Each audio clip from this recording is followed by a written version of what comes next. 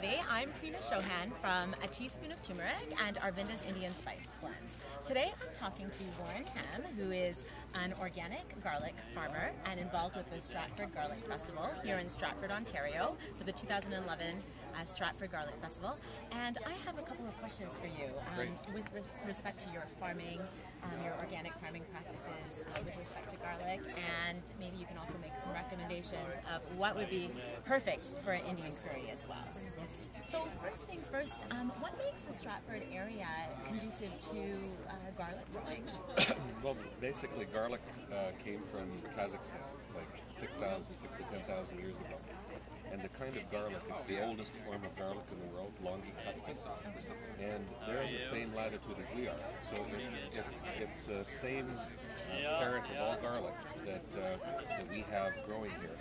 And basically, it has a higher sugar content than any of the other garlics in the world.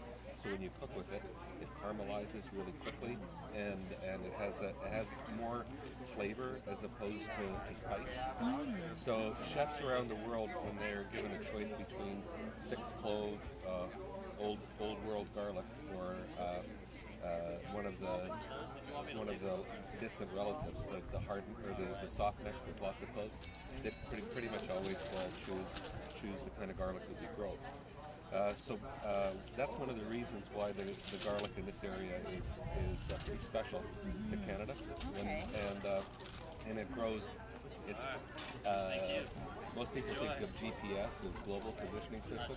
Well, it really means garlic positioning system. Okay. So the garlic that's grown here is meant for this area, and it works out really well. The other thing in terms of the flavor profile, another one that might also be good is a broken one, and that's just like a one generation down away from this one. It's got 7 to 12 cloves, and it's a little more hotter and more closely aligned with the Indian latitude. Oh, okay. Okay, so that's your recommendation if you were to choose a garlic variety for a spicy Indian curry. Right. We would go with, and it's called. It's a Rokenbol. Rokenbol. Okay. Yeah, and within that there are a few ones: Spanish Roja, Legacy. Oh yes, and those are a few that you have down here. Yeah. So, and just in terms of why people should support local Ontario garlic versus imports, like are there, in terms of barriers, what are some of the barriers as to why we are not seeing this mainstream in all the grocery stores? Well,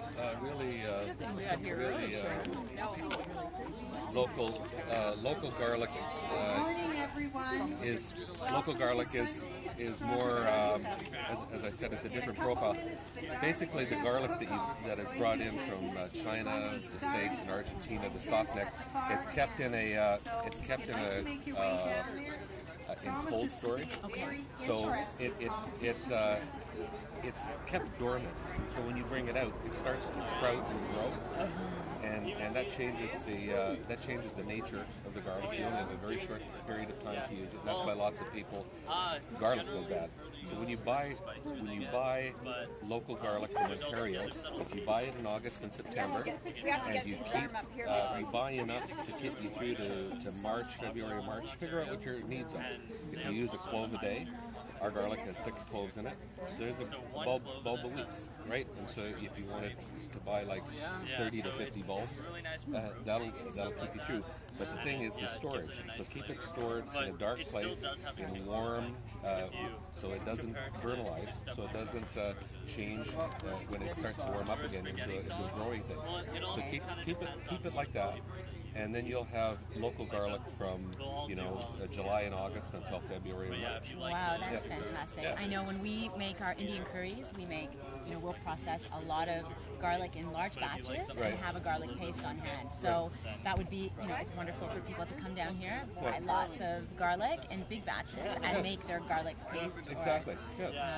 You can take a little bit of ginger, a little bit of garlic, mix it together, and then store it, freeze it, and do whatever you need to do for that. Okay, great. Well, I know you're a huge Indian fan as well, Indian cuisine fan. So I know you and your family eat a lot of curries. Tonight after the show is over, Nicholas stayed home today. And she's whipping up a big batch of curry for everybody. So this is becoming an annual event. Last year we ordered out Indian from Raja in town here, and this year it's our stuff. Oh, that's great. And I'm sure your wonderful tasting garlic is going to be all in there.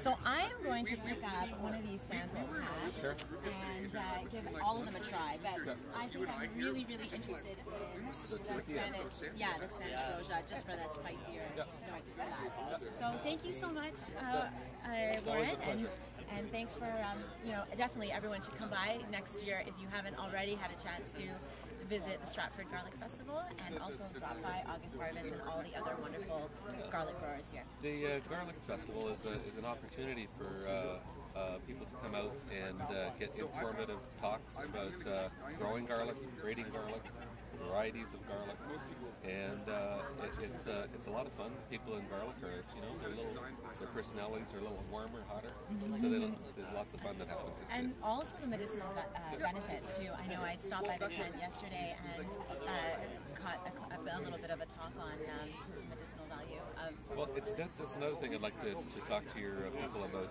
is when you cut garlic. This is another good important thing. When you cut garlic, there's two enzymes that come together to form a third enzyme, and that's called allicin. And that's the enzyme that lowers your LDL cholesterol. It's the antibacterial property, and if you're gonna cook with it, you can put a little bit in, and it'll cook, and some of the goodness will dissipate. But you can grate some fresh garlic right on before you serve, and it's a great flavor thing, but it's also the best way to get the nutraceutical value from your food. So we could just grate some on top of a curry as a garnish almost? Exactly. Ooh, that's something new to do. So, okay, great. Well, thanks so much. Thanks.